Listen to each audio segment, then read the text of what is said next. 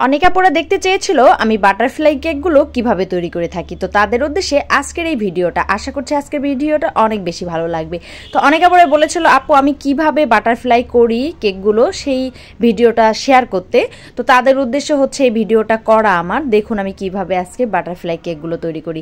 অনেকে আবার জিজ্ঞাসা করেছে আপু মোল্ড ছাড়া কি বাটারফ্লাই কেকগুলো তৈরি করা যায়? আসলে আমি আজকে যে কেকটা তৈরি করে দেখাবো এটা কিন্তু কোনো মোল্ড দিয়ে তৈরি করব না। এখানে কিন্তু আপনি চাইলে 1 পাউন্ড কেক দিয়েও এই ধরনের বাটারফ্লাই কেকগুলো করতে পারবেন।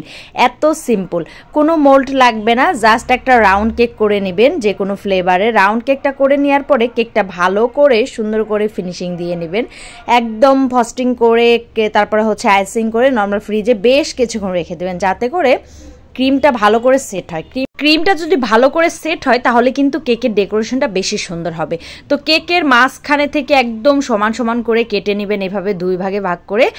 একটা বড় সাইজের বোর্ড নিয়ে নেবেন। আপনার যদি 2 পাউন্ড কেক হয় তাহলে সেই ক্ষেত্রে আপনি 12 ইঞ্চি বোর্ডটাও নিতে পারেন, আবার যদি 1 পাউন্ড কেক হয় সেই ক্ষেত্রে আপনি 10 ইঞ্চি বোর্ডটা নিতে পারেন। এখানে স্কোয়ার শেপের বোর্ডও নিতে পারেন, আবার রাউন্ড শেপের বোর্ডও নিতে পারেন। আপনার ইচ্ছা মতো যে কোনো সাইজের বোর্ড নিয়ে দেন হচ্ছে আপনি কাজ করতে পারেন।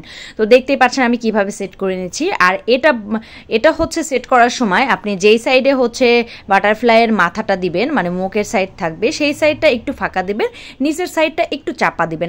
আমি কিভাবে সেট করেছি এটা দেখেই অবশ্যই বুঝতে পেরেছেন যে এটা কিভাবে সেট করতে হয়। তো এইভাবে সেট করে শুধুমাত্র আপনারা কিন্তু এমনি যদি সরাসরি কেক বেসটা কেটে যদি এইভাবে সেট করে পরে হচ্ছে আপনি আইসিং করতে যান তাহলে কিন্তু ফিনিশিংটা ভালো আসবে না। এই জন্য চেষ্টা করবেন পুরোপুরি ফিনিশিং দিয়ে দেন হচ্ছে আপনি এইভাবে সেট করবেন। সেট করার পরে দেখতেই পাচ্ছেন আমি কিভাবে ডেকোরেশনটা করে নিচ্ছি। আপনারা চাইলে মোল্ড ছাড়াও অতি সহজে এই ধরনের বাটারফ্লাই কেকগুলো করতে পারেন।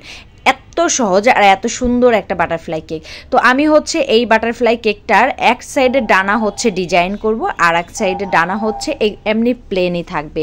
তো এক সাইডের ডানা হচ্ছে আমি সুন্দর করে একটা শেডের মধ্যে ডিজাইন করব, আর এক সাইডের ডানা হচ্ছে আমি সুন্দর করে গোলাপ দিয়ে একদম ভরে দিব, এতটা সুন্দর দেখাবে।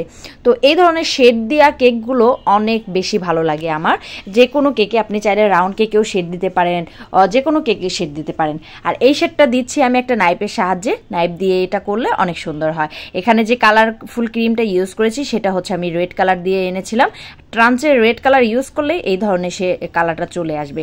তো দেখতেই পাচ্ছেন সাইডে যে আমি ক্রিমটা দিয়ে দিয়েছিলাম সেটাও আমি নাইফের সাহায্যে ফিনিশিং দিয়ে নিলাম। তো লাস্ট মুহূর্তে ওইটা আমি ফিনিশিং দিয়ে নিয়েছি।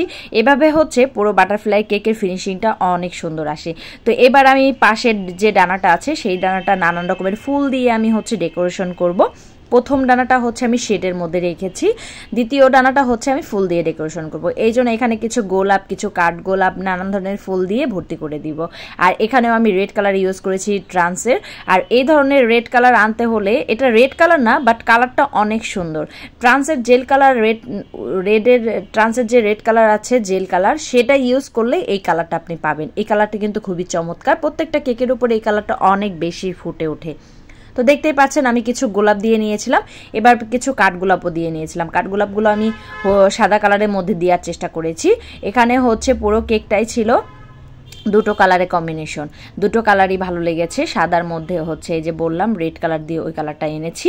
তো দেখতেই পাচ্ছেন এবার আমি কিছু পাতা তৈরি করে নিলাম, আর এই পাতাটা হচ্ছে আমি সবুজ কালারের দিয়েছি, আর এই কালারটা আমি জেল কালার দিয়ে এনেছি। এখানে আমি নিপ নজেল ইউজ করি না, এটা আমি সরাসরি হচ্ছে আপনার পাইপিং ব্যাগ কেটে দেন হচ্ছে পাতাটা তৈরি করেছি।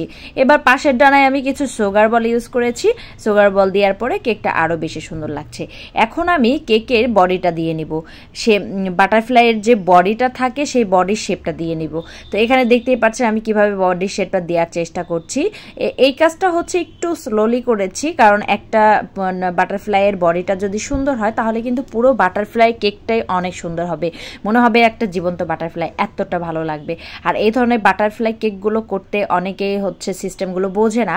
অনেকে পুরো আমাকে নক দিয়ে বলেছিল যে আপু বাটারফ্লাই কেকের একটা পিক দিয়েছেন, সেই কেকের একটা ভিডিও আপলোড দিয়েন। তো ভিডিওটা আমি অনেক আগে করে রেখেছিলাম বাট শেয়ার করা হয়নি, এখন আপনাদের সঙ্গে শেয়ার করে দিলাম।